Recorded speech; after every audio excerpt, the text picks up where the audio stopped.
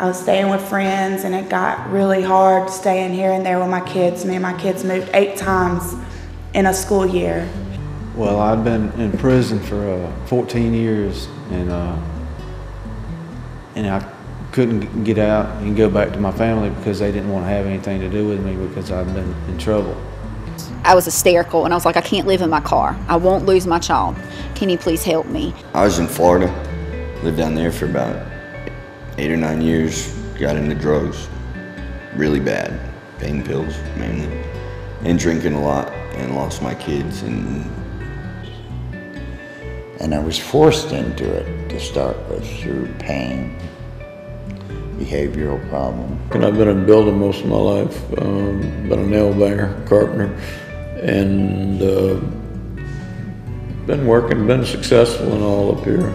And it took me 2 weeks to get up the nerve to come here, because whenever you think of homeless shelter, all that rings in your head is bad, you know, like it would lower my self-esteem and stuff like that. Why you don't want to live the way you're living, and it won't get better unless you do something about it.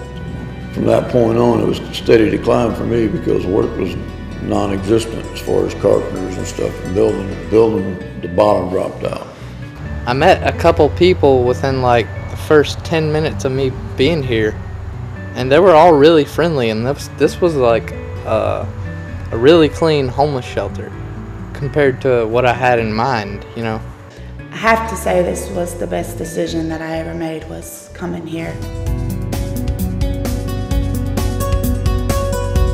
About 2005, the area churches got together and started talking about the need for a homeless shelter.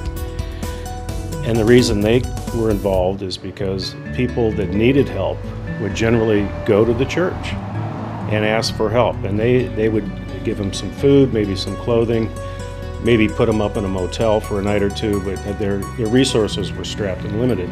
So there's a whole arena of different things different people may need.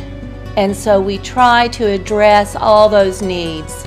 So dealing with their frustration and their downtimes, and affirming their gifts and helping them see what they can do with themselves. What our board elected to do after doing the analysis was said, well, if we're going to do this, we really want to transition people from homelessness to independent living. During those times, I would sit back and think about the people that we were going to help and the lives that we were going to change. I see good things in the folks here, and it's kind of fun. That's the fun part, but it's also the challenge. When our clients come into the system, we put together a specific plan for each individual. They're more than willing to help you if you're willing to help yourself. And they've got a time limit, and rightfully so. It's like, if you're not willing to help, we got somebody else that wants to help yourself. I was at our daily rest for 5 months. 5 months. So we have now been open for over 2 years. And we're proud to say we've serviced, I looked just the other day, 444 clients in that period. So we run about 200 clients a year. Typical stay here is about 50 days. Of the folks that come through the system, 50% of them are able to get back on their feet within that short window of time. But they have a way of dealing with people that's more humane and more direct, you know, and sometimes a little tough love here. We talk a lot about goal setting, where you're going, how you're going to get there, what is in your way. She taught me how to organize my bills. She taught me how to save my money. She taught me how to use my banking account. Now I have 3. Right now, anyway, over half of our men are working. And so one of the things we try to do is help them get to know each other and discover how they have gotten jobs so they can help each other move on. They called me this afternoon and told me to come in for orientation 8:30 Friday. Great day, huh? Yes. Every night we provide a meal that we cook here in our kitchen. And that'll be done either with clients that we've specified to be trained on the kitchens, or we have a lot of volunteers that will come in and help out. prior to coming here, a lot of women with children will have stayed a dozen places or more. And the children have had no consistency. They've had to give up everything every time they moved. And so when they get here, some of them are just so excited that there are some toys to play with, that there may be some other children.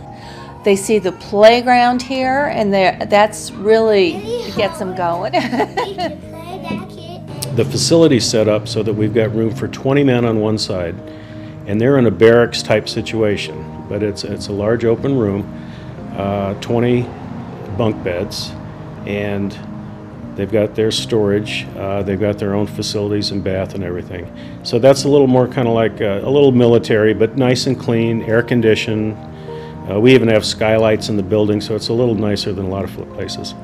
On the ladies' side, we elected to build it a little differently. There are 5 separate rooms or suites, and in each room you've got 3 to 4 beds, kind of depending on it, and that one's set up to be a little more flexible, a little more modular. Most of our successes leave within 3 to 4 months. They wanted you to have $1,000 in the bank. I come out with $2,000 in the bank that I had saved, just so that I can bounce back on. I'm working on getting a car now and moving on, not moving back, moving forward. I'm successful in the fact that I can sustain myself right now. So I went from having no job, no roof over my head, to being financially stable. So John's a great asset to us here at Home Depot. He works hard. He's a bilingual associate, which is an asset to us there. He greets the customers with a smile and puts a hard day's work in every time he comes in.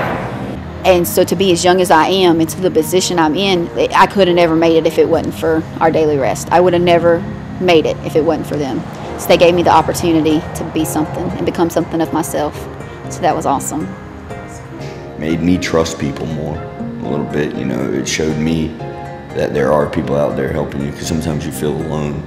I can't tell you how much love these people actually show. They may not say it, but they express it in more ways than I can say.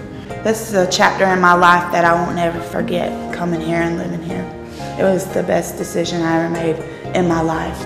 Yeah, I can't say enough for this program. I've just met some wonderful people. And when you don't have any faith in yourself, they're like, you can do it, you can do it. We know that you can do it. You have the potential to do it. And they're like that with all the people here.